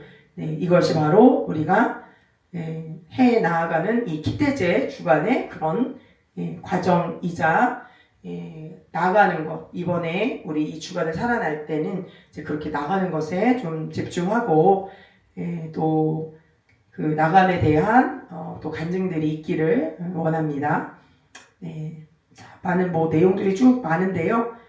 제가 나중에 PPT 올려서 또 함께 나누도록 하겠습니다. 자, 전쟁은 뭐예요? 전쟁은 말씀으로. 영적 말씀 전쟁. 없는 전쟁? 아까 지금 밑에 말씀으로 지금 띄어져 있는 거. 이거? 맨 이게 밑에. 나감 전쟁 변화 영. 나감 전쟁. 안 보여? 전쟁은 아까의 전쟁은 말씀 없는 전쟁이었는데 이 전쟁은 뭔 전쟁인지 변화. 그러니까 이 전쟁의 결과물이 이 전쟁의 그러니까 가정 안에서의 나의 전쟁의 결과물이 형상으로 되어진 아들 딸이 나타난다라는 거야. 그러니까 나는 가정에 대한 사랑을 우리가 생각하는 그런 섬김이 아니라 가정 안에서의 말씀에 순종하는 처음에 제가 이야기했던 것처럼 내 그 말씀에 순종함으로 서 있고 말씀에 순종함으로 행하는 그 모습이 결과물로 가정의 첫 번째로 나타나는데 가정 안에서의 그 결과물이 결국 가정을 변화시키는데 그 변화는 하나님의 형상을 담게 되어지는 변화라는 거예요. 그게 영적 전쟁이라는 거예요. 그러니까 뭐로 전쟁하냐면 가정 안에서 내가 말씀으로 전쟁하는 거예요. 말씀에 순종하는 걸로 전쟁하는 거예요. 근데 이게 사실은 이전에는요, 뭐 토라포션 이야기를 좀 하자면 아시겠지만 강성민 목사님도 10년 전에 이 토라포션을 막 말씀하셨을 때 이 강성민 목사님이 이단이라고 취급했대요. 이 토라포션 말씀 자체가 생소하기 때문에 내용도 생소하고 뭐 영육 막 이런 이야기를 하니까 근데 지금은 진짜 토라포션 많이 보기도 하고 어느 깨달음이 있는 지점에서 이 토라포션의 말씀이 진짜 실제라는 것을 우리는 알잖아요. 근데 지금 이제 키대제 부분을 우리가 할 때 이제 그러니까 이걸 이해할 때 우리가 이전에 교회 안에서의 어떤 생활들에 많이 들었던 익숙해져 있는 내용들이 있어요. 우리 안에. 지금 이야기하는 사실 이웃사랑도 마찬가지예요. 그렇죠. 무조건 섬기고 뭐 밖에 나가서 전도하는 것도 행위에 대한 것들로 우리는 인식이 그렇게 되어 있단 말이에요. 밖에 나가가지고 그걸로 해야지. 근데 과정은 다르다라는 거예요. 결과는 동일할 수 있어요. 결과는 동일할 수 있는데 그래서 지금도 사실 그렇게 하잖아요. 수단과 방법을 가리지 않고 뭐 그렇게도 할 수 있지만 우리가 누군가를 교회로 데리고 오므로 말씀을 듣는 자리에 나오기까지 정말 어떤 열심을 들이고 그러한 이 또 대가 지불을 할 수 있지만 예를 들어 그래서 이제 부정적인 이야기들 많이 듣잖아요. 교회도 돈으로 사역한다. 돈으로 전도한다. 왜냐하면 새신자들에게 돈 많은 교회들은 어느 교회라고 말하지 않겠어요. 후라이팬 엄청 좋은 거 주면은 새신자들이 그 후라이팬 받으려고 또 교회를 가겠죠. 그러니까 쉽게 이야기하자면 그거예요. 그래서 한편에서는 진짜 뭐 돈 없으면 전도도 못하나? 뭐 이런 돈으로 마치 교회가 전도하는 것처럼도 비춰지기도 하는데 어찌됐든 간에 뭐 이거에 대한 평가는 이제 저희에게 있지 않으니까. 근데 중요한 거는 이 전도라는 게 무엇인지에 대한 핵심을 이야기하고자 하는 거예요. 가정 안에서의 전도라는 것이 이 사람에게 내가 순종하는 것이 아니라 사람에게 순종하는 것이 아니라 이 사람을 그래서 어느 부분은요 참 이걸 제가 이제 말하는 것도 참 이제 설명하는 게 쉽지가 않은 게 예전에 마더와이즈 할 때 남편과 아내와의 관계 안에서 남편과 아내 사이가 이제 제 나이 때 한 40대 전후에 이제 결혼한 후에 한 몇 년이 지나면 자주 이제 이거 맞춰가는 과정 가운데에서 싸움도 많이 일어나고 또 마음의 상함들도 많이 일어나는 어떤 그러한 시기가 있어요. 물론 그러한 때를 지나서도 계속적으로 그렇게 사이가 안 좋을 수도 있지만 근데 그런 시기 때에 가장 많이 이제 이 기독교 안에서 그 치유나 어떤 부부의 어떤 상담, 부부 학교 안에서 많이 좀 제시하고 있는 게 뭐냐면 물론 저는 동의하는 부분들이 있어요. 그런데 행위적인 어떤 그 제시들을 많이 해요. 그러니까 서로에게 서로를 이렇게 해줘라. 뭐 더 많이 안아주고 꽃도 좀 선물해주고 사랑의 언어도 서로가 원하는 사랑의 언어들을 많이 좀 맞춰주라. 분명히 오늘도 말하잖아요. 행위로 인해서 사람의 마음을 더 열어지게 만들고 선물로 인해서 그 사람의 마음이 더 오픈되어질 수 있는 것은 저는 동의합니다. 그런데 그게 진짜 우리가 말하는 그리스도 안의 형상으로 바뀌어지는 것을 의미하는가는 다른 문제라는 거죠. 그거는 다른 차원의 문제라는 거죠. 그렇게 이 사람 죄송한데 맛있는 거 내가 정말 이 사람을 남편을 섬겨서 맛있는 거 며칠 해줬어. 그 섬김의 결과물이 당장 나타나지도 않을 뿐만 아니라 하나님 그 해준 걸로 이 사람을 변화시키는 게 사실 아니라 하나님이 말씀으로 그러니까 해줬다라는 게 나쁘다라는 게 아니라 너가 남편에게 그렇게 해줘라는 말씀의 순종함으로 해주는 그 순종을 통해서 이 사람에게 이 관계의 결과가 나타날 거라는 거예요. 만약에 어떠한 섬김을 통해서 결과가 나타난다 하더라도. 그런데 우리는 마치 그 섬기는 행위가 곧 관계를 가깝게 또 그 풀어지게 하는 것처럼 말을 하기 때문에 마치 그런 이 사람한테 좀 이벤트 해주고 잘해주고 내가 밥 맛있는 거 반찬 차려주면 나의 몫을 끝낸 것처럼 생각을 한다라는 거죠. 그게 우리가 어떻게 보면 교회 안의 섬김도 마찬가지고 가정 안에서의 변화들에 대한 이야기도 그렇게 인식을 하고 있는 거예요. 내가 저 가정 안에서 이렇게 하면 우리 가정이 이렇게 하나님의 뜻대로 변화되겠지. 근데 결국은 그 싸움이 아니라 내가 하나님의 말씀 앞에 순종하느냐에 따라 싸움이라는 거예요. 좀 더 제가 보태어서 비유로 얘기하자면 그런 의미입니다. 그래서 일상 가운데에서도 가정 가운데에서도 결국은 하나님 나에게 우리 오늘 이 기태제가 그냥 뚝 떨어진 게 아니에요. 말씀에 순종하려면 뭐부터 해야 된다고요? 들어야 돼요. 듣고 들으려면요 먼저 하나님을 찾아야 돼요. 그게 내 뜻인지 하나님의 뜻인지 몰라. 처음에는 몰라도 괜찮아요. 기도하는 자리에 나아가서 내 뜻을 가지고 기도하러 처음에 나아갔더라도 하나님이 그것을 바꿔주시거나 하나님의 뜻을 알려주시는 데까지 나아가. 그걸 들어. 쉐마에서 들어. 들은 그 상태에서 이거 하라고 하시는구나를 순종하는 거.